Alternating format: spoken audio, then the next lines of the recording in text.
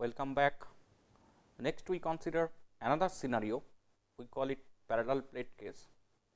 When we buy substrate from market or printed circuit boards, another name is also laminate.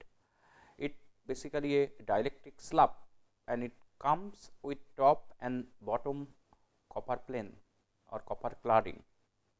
So, this type of substrate with top and bottom metallization, it can also support surface wave mode, and in this particular case we have all the TEM, TE and TM mode propagation.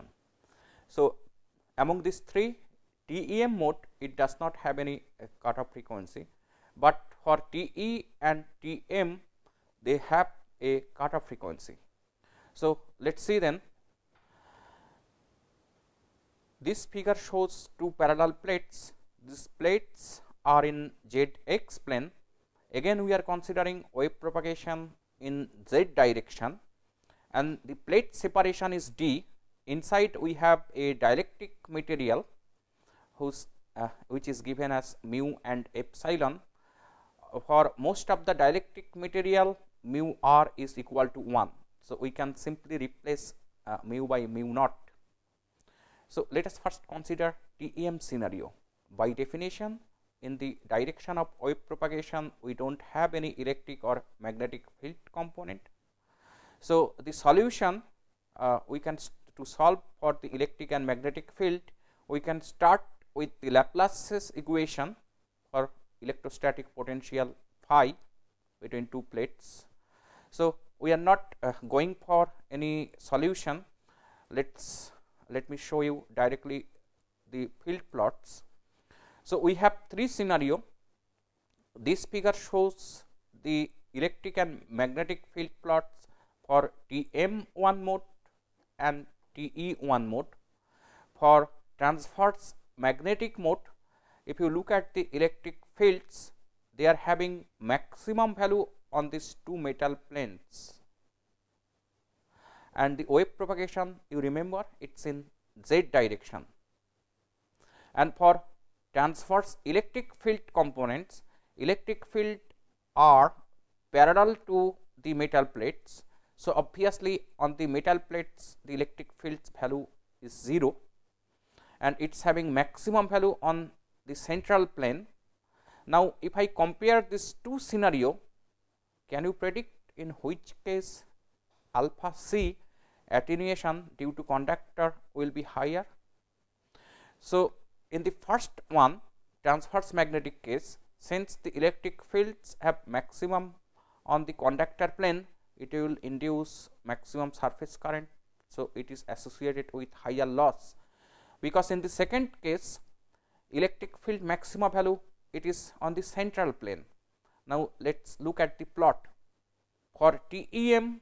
So, this is along y, this is the normalized attenuation constant. You can think as if it is simply alpha c, and along x it is k by kc, or it increases with frequency. So, for TE1 you can see the alpha normalized alpha c is much smaller compared to other two modes as we expected. At cutoff, normalized alpha c is going to infinity.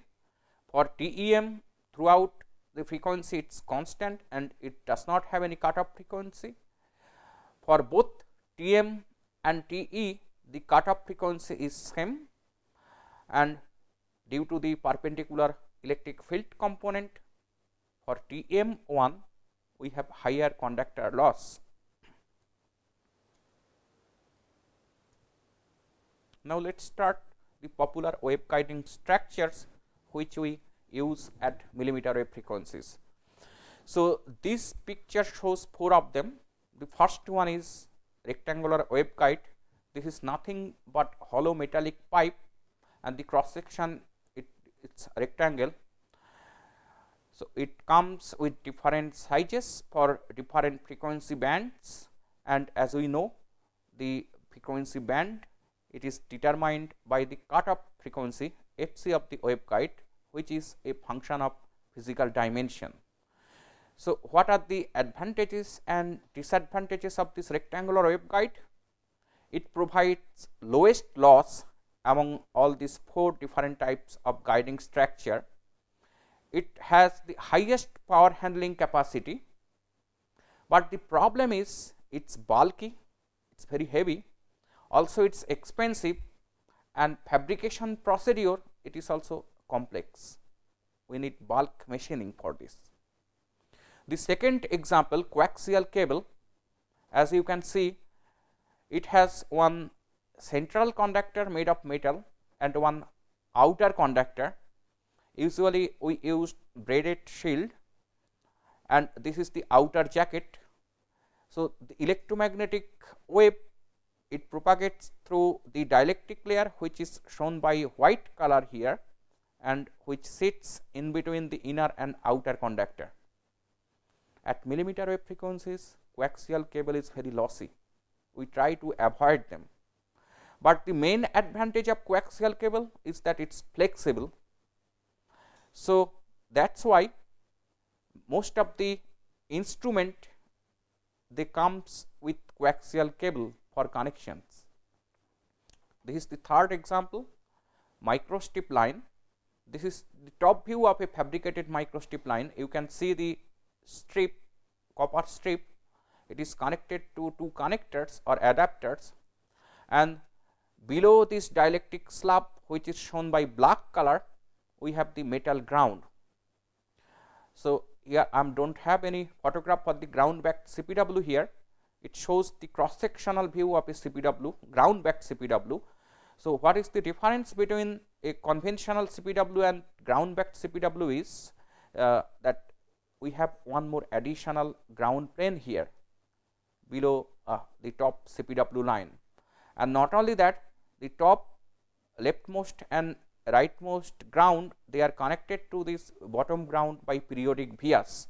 You can see it's shown by orange lines. The main advantages for this printed circuit board technologies is its low profile structure, fabrication is very easy, very simple, and cost effective. And the problems, it's lossy compared to rectangular waveguide. They have much lower power handling capability, and this is a semi open structure. So, you can see on top we have fringing field for the CPW line. So, we can't use anything very near to CPW line on otherwise we will be having coupling between this CPW or microstrip line and with that nearby structure. So, we do not have this type of problem with coaxial cable or rectangular waveguide, since it is a closed structure and everything we have inside the structure. So, these are some more structure, microstrip line, then we have packaged microstrip line. So, since microstrip line or CPW line it is semi open structure, so for practical use always we have to use some sort of packaging. This figure shows the cross sectional view of such a package. So, microstrip line it is placed inside a rectangular pipe like structure, and you can see left and right side we have that arrangement to suppress TM0 mode. You can identify the strip and the grounded via, which will suppress that perpendicular electric field component. Similarly, right side we have ground backed CPW. This is shown without any packaging scheme. We will learn later. We have also PCB form of rectangular waveguide. This is we call synthesized waveguide or substrate integrated waveguide. Also, we have PCB form of some other popular waveguides at millimeter wave frequencies like NRD, non-radiative dielectric guide, and insular image guide. So, we can we have already PCB form of the different 3-dimensional guiding structures. So, the advantages why we want to design it in PCB form, because in PCB form always it becomes a low profile structure as well as the fabrication procedure is much simple and it's much cheaper, and we can use this type of structure up to 140 gigahertz with careful fabrication. So let's start with coaxial line. For coaxial line, as we discussed, this gray color, it shows the dielectric. Inside we have a conductor of radius A, and also we have one outer conductor. The inner radius of outer conductor is given as B, and electromagnetic wave propagates through this dielectric. If you look at the field diagram, this coaxial cable, it can support TEM as well as TE and TM mode, but for TE and TM mode we have cutoff frequencies, and below cutoff frequency we have only the TEM mode, and this is the field diagram for TEM mode. So electric field, it starts from the central conductor and terminates at the outer conductor, and magnetic field, it encircles the central conductor. So in this case also we can easily calculate the potential difference between central conductor and the outer conductor. Just we have to take one line from central to outer conductor and then integrate E dot dl. We can also calculate the current. We have to consider one closed loop encircling the central conductor and then calculate H dot dl. So we can define characteristics impedance for a coaxial cable. The characteristics impedance, the closed form formula is given here. Z naught, this is equal to 1 by twice pi root of mu by epsilon into B by A. B and A, they are radii, and epsilon is the dielectric the permittivity of the dielectric which is used inside. So approximately this is equal to 138 by root epsilon r log base 10 B by A. For most of the dielectric, we can consider mu equal to mu naught. Now we can use a given coaxial cable till some higher frequency. That highest frequency of operation is determined by the lowest cutoff frequency of TE and TM mode. If you look at the mode chart, the mode among all TE and TM modes which appears first is TE11. The electric field and magnetic fields for TE11 is shown here. So we have to avoid this TE11 mode excitation for monomode operation, because TEM, this is the desired mode. We do not want any other mode to be excited inside, and since the cutoff frequency for TE1 mode is lowest, so we will consider the cutoff frequency of TE11 as the highest frequency of operation for any given coaxial cable, and the cutoff frequency is cutoff wave number is given by Kc equal to 2 by A plus B. So from this we can calculate what is the cutoff frequency for TE11. This is C by pi into A plus B into root of epsilon r. So it is a function of A and B. Let us say we have a coaxial cable, the inner radius is given as 0.8 millimeter and B is 2.7 millimeter. Epsilon r of the material used in between the conductors is 2.2. Then what is the cutoff frequency of TE11? If you just put the values here, we will get F equal to 18.4 gigahertz. We will consider a margin of let us say 5 to 10%, and this given coaxial cable we can use let us say to maximum frequency of 18 gigahertz or 18.4 gigahertz, above which we will not use this coaxial cable. Otherwise, what we expect that there will be multiple modes, TEM as well as all these undesired modes. Some applications.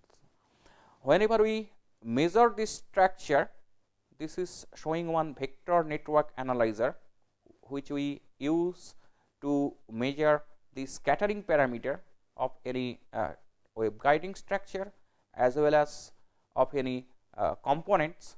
It can be microwave or millimeter wave components. Now, as we discussed that the guiding structure that these instruments use is coaxial cable. But let us say we are designing something in microstrip line, then how to measure my component by using coaxial cable? So, we need adapters. Adapters here already we have seen one. You see, this is the microstrip line and this is called adapters. So, it will change coaxial mode to microstrip line mode. So, we are using these adapters for measurement purpose. Now, we can easily connect our coaxial cable to left hand side or right hand side for measurement purpose. So, one end of this adapters then always a coaxial line. Now, we see we have different types of adapters available. The first examples are called BNC connect, sometimes they are also called connectors, and this is the threaded version of BNC, we call it TNC. They are typically used below 1 gigahertz. So, we usually use this type of connectors for low frequency operation or for biasing active devices or biasing the low noise amplifier or power amplifier at millimeter wave frequencies. And then we have some popular guiding adapters. The first category is SMA or sub miniature version A. Typical operating frequency range is DC to 18 gigahertz. And how we determine this highest frequency of operation? So, you remember that it depends on A and B and also epsilon r. You can see the white material inside, this is actually Teflon, for which dielectric constant is approximately 2.1. We also have N-type connectors. So, N-type connectors was designed in 1940s, it came long time back, and typical operating frequency is DC to 18 gigahertz. Here we have pictures for male and female type N-type connectors. So, among these most popular connector at microwave frequencies is SMA or sub miniature version A. It came in 1960s. So, right side this picture shows different types of this first line, different types of SMA adapters. So, we have male and female type, and when you are ordering for different connectors, you have to be very careful about the male, about the mate.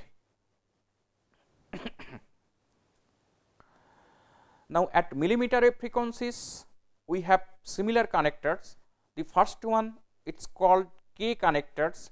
If you look carefully inside, it looks like one SMA connector, but its inner dimension is different.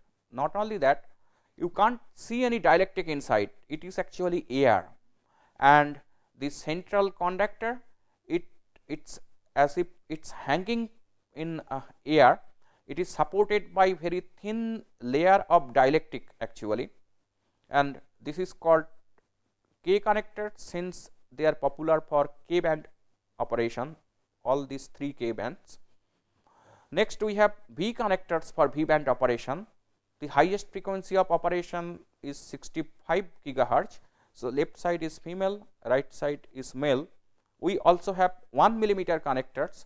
Its outer diameter is just 1 millimeter for 110 gigahertz operation. So, this is the chart for different type of connectors. We have N type, we have 7 millimeter or APC7. APC7 it's a sexless connector. SMA, we have super SMA, it is used till 27 gigahertz. 3.5 millimeter, 26.5. So, you remember the highest frequencies, it is determined by the cutoff frequency of TE11 mode. So, when you order your coaxial cable, you be careful about the highest frequency of operation. Next waveguiding structure is the rectangular waveguide. At millimeter and terahertz frequency, most probably it is the most used structure. A typical rectangular waveguide, it can be air filled or it can be dielectric filled. So, here let us start with one dielectric filled waveguide. So, inside we have a dielectric material which is defined by its mu and epsilon. Now, a rectangular waveguide, already we know it can support TE mode as well as TM mode. If you and which one is the fundamental mode? It is TE10 mode, right.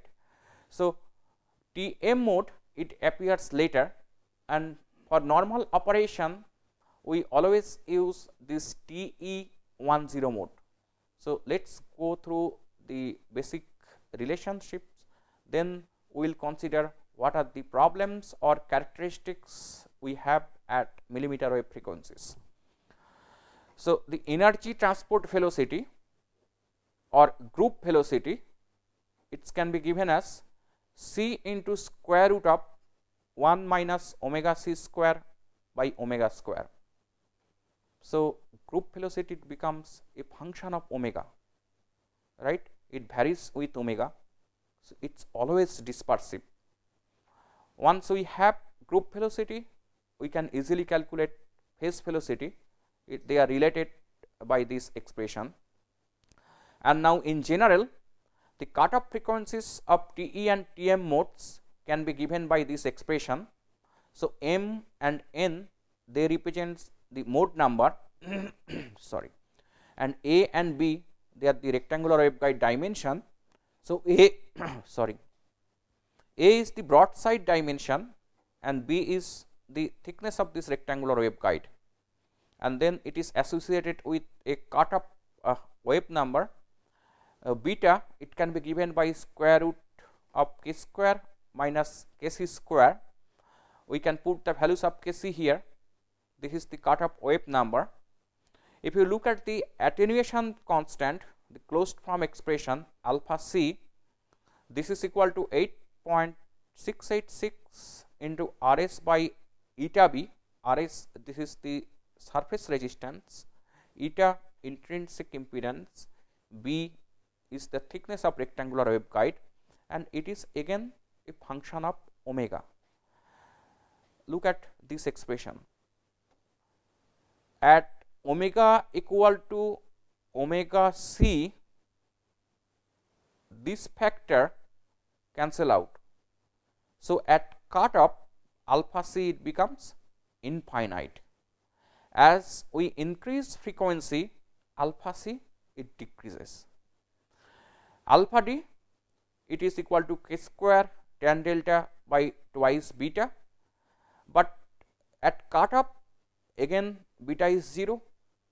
So, alpha d, it is also infinite at cutoff frequency, and it is a function of frequency as well. So, we see what alpha c and alpha d both are function of frequency. Now, let us consider the fundamental mode TE10 mode.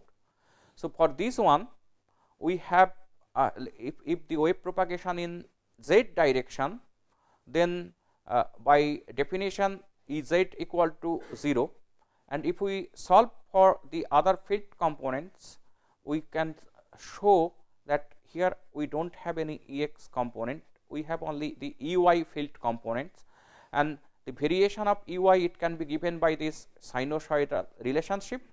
So, at x equal to 0 and at x equal to a, electric field, that is 0, and it is maximum on the central plane.